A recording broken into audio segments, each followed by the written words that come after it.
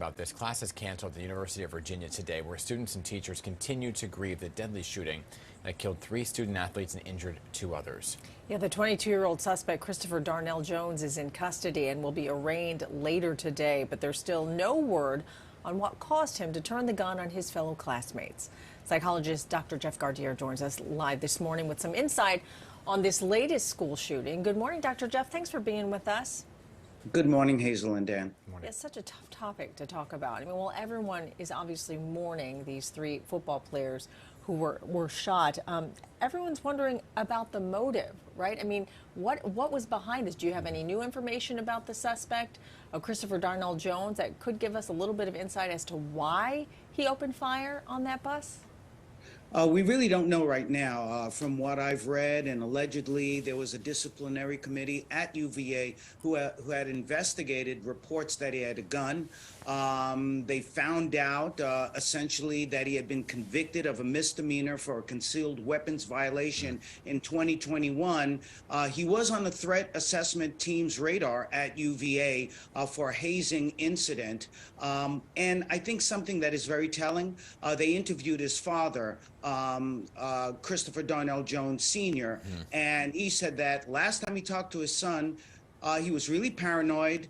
He didn't want to reveal what was going on.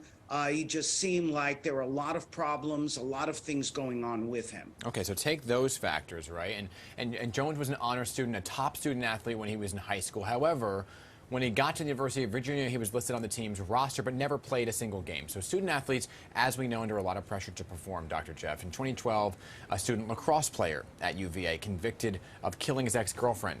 Now, you say there was warning signs. He was on a threat assessment. When you look at the totality of it all, do these, or somebody like this individual, should they be undergoing mental health assessments on a regular basis, especially as an athlete? Yeah, I really do believe so. The NCAA Student Athlete Wellbeing Study that was done in May 2022 said 38% of students in women's sports and 22% of men's sports participants had a lot of issues with mental exhaustion. And we also find out that students who don't do the thing that they enjoy the most, which may be sports, often gets them more restless and anxious. When you add on to this, Dan, the report that we talked about on one of your newscasts, where an advisory group of working under different auspices had said that every person from the ages of 18 through 64 should have an anxiety and depression screening. I think when you put the totality of this in place, that yes, when we see people are having these sorts of issues, they should have a mental health assessment and they should get help. So what is happening right now in this particular case? When something like this happens, a suspect is taken into custody, does a mental health assessment take place right away to determine if there are any psychological issues? Well, when we see these kinds of school shootings, I think that's the go-to at this particular point, because we do know that there is some sort of a correlation between a mental health issue that the individual may be having and then this kind of horrific experience. So I would think absolutely they're going to ask for a mental health assessment to find out what is going on with this individual, what the motive may have been. Yeah, and obviously we've talked about it, several high-profile incidents at or near the UVA campus in recent years, right? What can campus administrators do, in your professional opinion, if they were to call you up, Dr. Jeff, and say, what can we do to help ease tensions and help students through not only the mourning process, but to prevent it from happening again?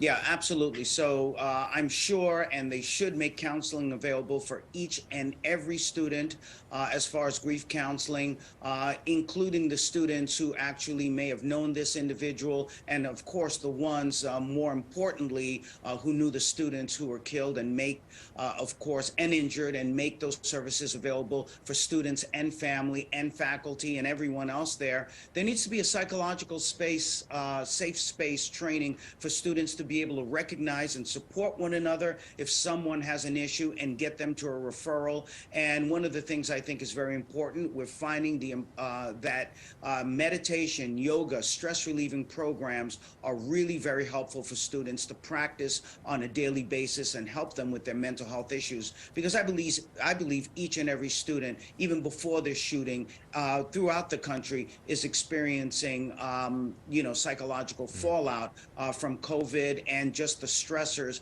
of everything else that's going on in this country that's happening so rapidly. Yeah, paying attention to mental health is so critical. Dr. Jeff Gardere, thanks so much for being with us. We always appreciate your insight.